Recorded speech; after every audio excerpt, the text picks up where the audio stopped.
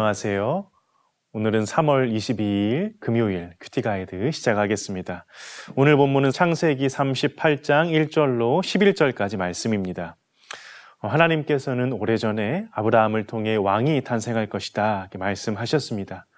이는 창세기 3장 15절 이 여인의 후손이 인류의 구원자가 될 것이라는 그 원시복음과 깊은 연관성을 가지죠. 그리고 야곱의 아들들 중에 유다는 형제들의 으뜸 지파가 되어서 실로가 오시기까지 다스려야 한다는 말씀도 하셨습니다. 이러한 계시들을 더해보면 인류를 구원하실 메시아가 유다의 자손으로 오실 것이 확실해지지요. 그런데 오늘 유다가 가나안 여인과 결혼하는 일을 통해 위기에 봉착합니다. 물론 하나님의 열심과 은혜로 그 언약은 신실하게 이루어지지만 유다는 참 대책 없이 행하는데요. 유다의 이 자금과 낮음이 하나님의 크심과 대조를 이루게 됩니다. 이 유다의 어리석음과 하나님의 지혜로우심, 유다는 죄를 범하였으나 하나님은 그럼에도 언약을 이루어 내심에 초점을 맞추며 창세기 38장을 읽어가시기를 바랍니다. 유다의 일을 오늘 본문을 통해 살펴보겠습니다. 관찰 질문 1번입니다. 유다가 결혼한 사람은 어떤 사람이었습니까? 유다는 형제들로부터 떠났습니다. 1절에는 아둘람 사람 히라와 가까이 했다 하는데요. 이 아둘람은 야곱이 거하던 헤브론에서 북서쪽에 위치하는 곳입니다. 이 북서쪽이면 우리 생각으로는 올라갔다고 해야 될 것 같은데 1절에 보면 내려갔다고 하지요. 이는 헤브론보다 그 아둘람의 지형이 더 낮았기 때문에 그래서 헤브론에서는 이제 그 낮은 곳으로 갈 때 이제 내려갔다 이렇게 표현을 합니다. 아둘람에서 유다는 이 수아라는 가나안 사람의 딸과 결혼을 해서 새 아들을 얻게 됩니다. 돌아보면 이 유다 이 자신의 조부인 또 조부모인 그 이삭과 리브가가 아들을 어떻게 해서든 가나안 여인과 결혼시키지 않으려고 그래서 이렇게 그 유다의 아버지인 야곱을 리브가의 친정인 하란까지 보낸 것인데 유다는 정작 가나안 여인을 너무나도 쉽게 이제 맞아들이죠. 아브라함으로부터 시작해서 이삭, 야곱 모두 이 가나안 여인과 결혼하지 않고 그 친척들의 집안에서 아내를 맞이했는데 이건 종교적인 이유 때문이었습니다. 하나님께서는 가나안 사람들을 멸망시킬 것이다 이렇게 말씀하셨고 그 심판의 큰 이유는 그들의 우상 숭배 때문이었습니다. 오늘 유다는 가나안 여인을 맞아들이죠. 관찰 질문 2번입니다. 유다의 아들들에게 있었던 일은 무엇입니까? 유다에게 세 아들이 있었는데요. 첫째 아들의 이름은 엘입니다. 엘은 하나님을 뜻하는 단어인 엘과는 다른 단어입니다. 우리가 보통 이제 엘로힘, 하나님의 이름을 할 때 엘로힘 얘기하는데 그때 쓰인 엘과 이 유다의 아들 엘은 다른 단어입니다. 유다의 아들 이 엘의 뜻은 그냥 보호자 뭐 이런 뜻이거든요. 둘째 아들은 오난이라는 이름인데 강하다, 강인하다 이런 뜻입니다.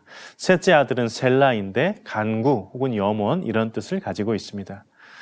장자 엘은 하나님 보시기에 악해서 하나님께 징계를 받아 죽게 됩니다. 하나님이 누구를 죽이셨다는 어떤 직접적인 표현은 성경에서 이곳이 처음입니다.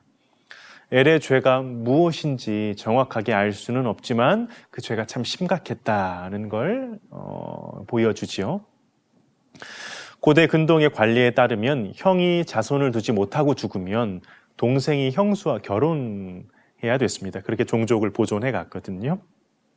그래서 이거는 선택사항이 아니고 의무입니다. 당시 풍습에 따라 유다는 다말을 엘의 동생 오난에게 주었습니다. 죽은 형의 대를 네가 이어라 이런 뜻에서였죠.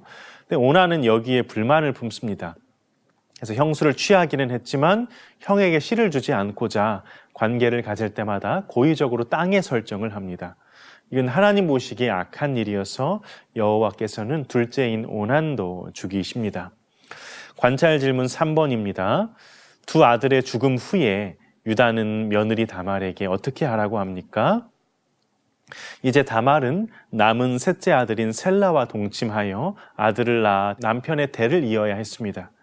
근데 유다는 막내 아들마저도 죽게 될까 겁이 났죠. 그래서 유다는 이제 셀라가 아직 어리니까 그가 장성할 때까지 너의 친정에 가 있어라 하고 이렇게 다말을 친정으로 보냅니다. 근데 이건 거짓말이었죠. 이 셀라를 다말에게 줄 생각이 없었습니다. 그리고 이러한 처사는 며느리를 전혀 고려하지 않는 처사예요. 혹 셀라가 장성할 때까지 기다려도 유다의 집에서 기다려야죠.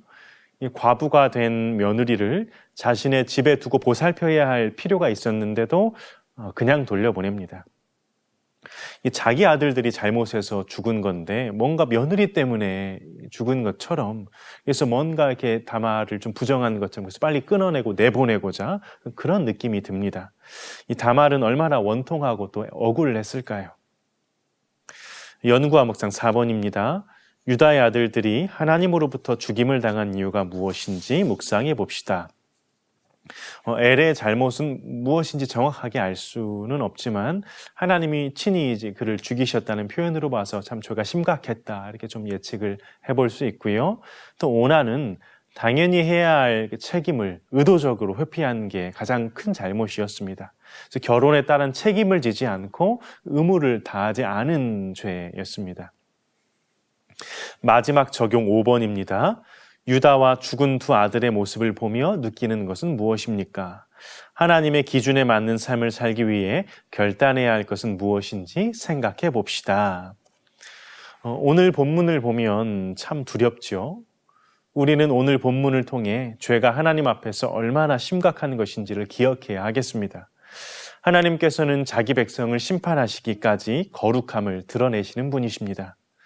하나님은 자신이 거룩하니 우리도 거룩하라 명하시는데, 우리도 거룩하라는 이 말은 쉽게 말하면 하나님을 닮으라는 얘기입니다. 하나님처럼 말하고 생각하고 또 하나님처럼 사랑하기를 원하신다는 것이죠. 근데 이것을 가로막는 게 죄입니다. 하나님처럼 살지 못하도록 육신의 정욕과 안목의 정욕과 이생의 자랑대로 살도록 하는 게 죄입니다. 죄는 아주 힘이 세고 또 끈질겨서 계속 내 마음을 부추깁니다. 그래서 내 힘으로는 이기기가 어려워요. 그럼 어떻게 해야 될까요? 죄를 이기신, 죄를 물리치신 그 예수님의 도움을 받아야만 합니다. 우리가 하나님의 말씀에 순종하기를 바라며 그분을 닮고자 나아갈 때 하나님께서 우리를 사랑하시고 또 불쌍히 여겨주셔서 비록 우리는 힘이 없을지라도 하나님께서 예수의 영, 곧 성령을 한량없이 부으사 우리와 늘 성령이 함께하게 하시고, 그래서 우리를 하나님 닮은 모습으로 아름답게 빚어가시고 가꾸어 가실 것입니다. 내 소견에 옳은 대로가 아니고 하나님 보시기에 옳은 대로 하나님의 말씀을 기준 삼아 살며 그렇게 그리스도의 장성한 분량에 이르기까지 나아가시는 저와 여러분이 되기를 간절히 소망합니다.